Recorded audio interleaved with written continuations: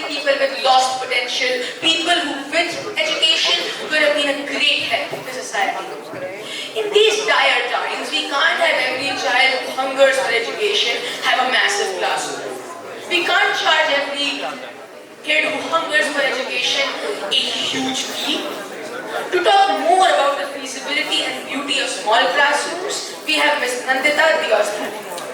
While at Kodaikanal International School, Ms. Deosthale was a part of a team that set up their human resource department and headed the same till 2005. At the United World College of India, she designed and implemented their experimental learning curriculum for more than 1,000 students from over 65 nations, created partnerships with at least 30 NGOs to enable this learning, and established their official announcement. We are honored to hand you now over to you. Just a little disclaimer, it took me a world to convince her to come to Jaipur.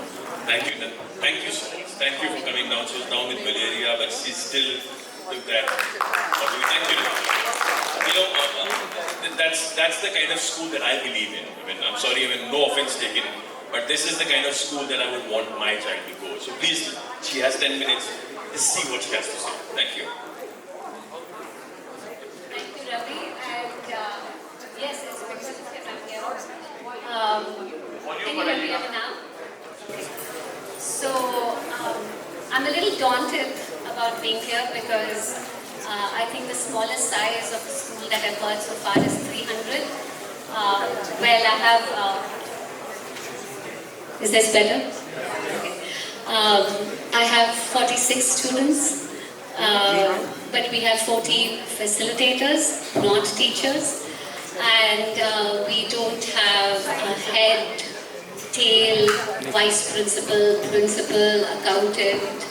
हम लोग चपरासी भी हैं, facilitator भी हैं, बावर्ची भी हैं, everything. Why did I decide to start this? It started 10 years ago when I had a child who was 6 at that time, and I was wondering what kind of education do I want for him? What kind of an adult did I want him to become?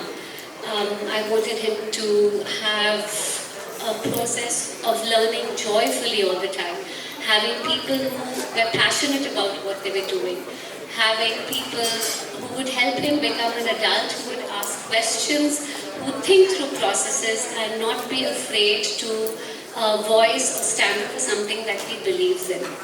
I did not find this in about 30 schools that I visited. I was in education myself for over 20 years. So we homeschooled him. My son's 18 today. He's never set foot inside a formal education space. I'm happy to talk to you more about that. But what that made me think is that when I watched him growing up, he took his own decisions in terms of following what he wanted to learn, with whom he wanted to learn it, and why he wanted to learn it. So instead of calling it homeschooling, unschooling, this schooling, that schooling, I use the word swasikshan, self-learning. And that's the idea that we brought to the Learning Center, that every child has a capacity to learn, to ask questions, to think through processes if we give them the time and space to do it. So we do not have teachers because it's a straightaway authoritative top-down approach. I will say, you listen. Instead, we said, I'm here, you are here, let's facilitate our learning together. In a session, if there is a question that a student asks and I don't know the answer or another facilitator doesn't, we just say, I don't know, let's figure it out together. We have sessions which are scheduled. If you see a child schedule, it will say in the morning from 9:30 to 10:30, they have a session with Nandita. From 11:45 to 12:45, they have a session with another facilitator. We have the names of the facilitator, we don't have the topics, because it's all integrated, especially till age 10. It's K to 12, the age groups that we have. We have just gone into, our first batch of students has gone into what we are calling year 1, which is equivalent to the 9th grade. We do not follow any set curriculum, we have written our own. We are not a school. We are not an alternative school, we are an alternative to school. So you might ask me, well, what will happen to their exams? Well, thanks to Cambridge and NIOS, they can write it whenever they're ready to write it. We don't have grades, we don't have exams, we have very, very in-depth assessments and feedback. Actually, I would not use the word assessment, I'll use the word feedback. Both to the parent and to the child and the parents give us as in-depth feedback about us for what we do. And the whole curriculum is set so that at the beginning of each term, we all sit together and we make our goals and objectives for that term. We start at the beginning of the year and have broader goals for the whole year, and then we break it down into each term, which is about 3 months. The other thing I found was that many people came to us, especially teachers, saying, you know, I have a BA degree, I have a master's degree, I have so many degrees, and we found that they were not really engaging with the child in a matter of reciprocity and respect. It came from the point of view as I'm the adult, I know better than you.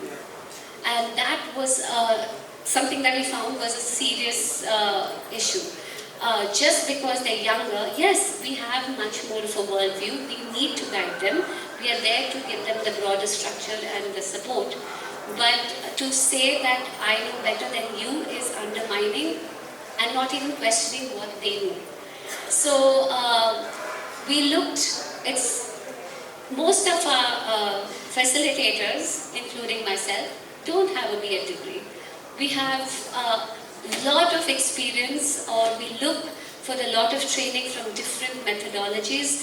We have had Waldorf training, Montessori training, IB, Cambridge.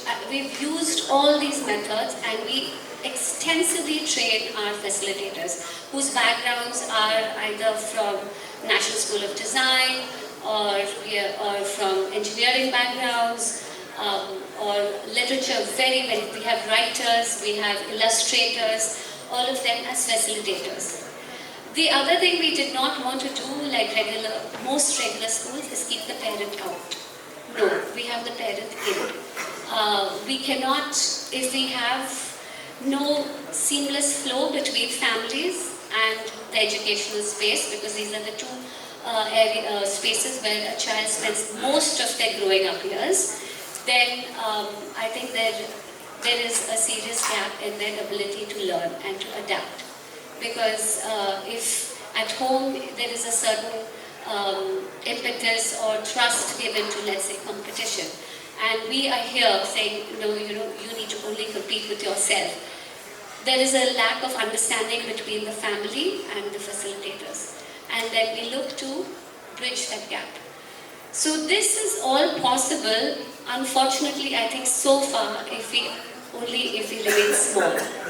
If we have 700 students, it's going to be a little difficult to engage with 1,400 parents, or at least, let's say, 1,200 parents. So is there a way in which we can collaborate to see how there can be best practices that can be applied both ways? I'm here not so much to talk about the Learning Center, but to actually ask a very important question that to me is really fundamental these days, is the mental health and well-being of our students, especially with the onslaught of social media. I don't think we are really engaging with that question enough. Today, I think the YouTubers and the, what is the Instagram, I don't even know what the term is, yes, they are the ones who are dictating what, our children should be doing, not doing, what they're wearing, what they're eating, what they're listening to. How do we unpackage that? How can we tell a 5-year-old who's sitting in front of a screen and doing Minecraft the violence that the child is being exposed to? these are very important conversations that we need to have, and I was hoping that in a forum such as this, we are able to have these conversations. I'm available here for the rest of the day, but you're welcome to visit Goa at the Learning Center. And if you have any questions, I'm happy to answer them. Otherwise, we can I actually decided not to because I think I'll describe it to you. We are in an old house. Ravi called us a boutique school. I had to be very polite and not laugh when the first time he said this to me because we are most non-boutique like. It's a 150-year-old house. We have a few tables. We sit on the floor. Our most precious things are our books, which every single book is curated. We have a projector. We don't have gadgets. So I don't think we are boutique-ish at all.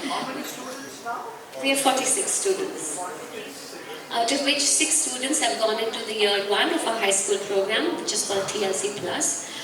What I'm going to leave you actually is with a little video where I feel that it kind of portrays what we are at TLC, which is we are willing to take the plunge and the dive when our kids are ready to do it.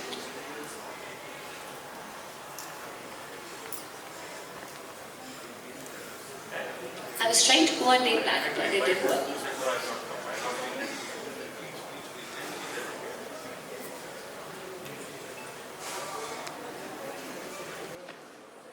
They can only do this when we trust them.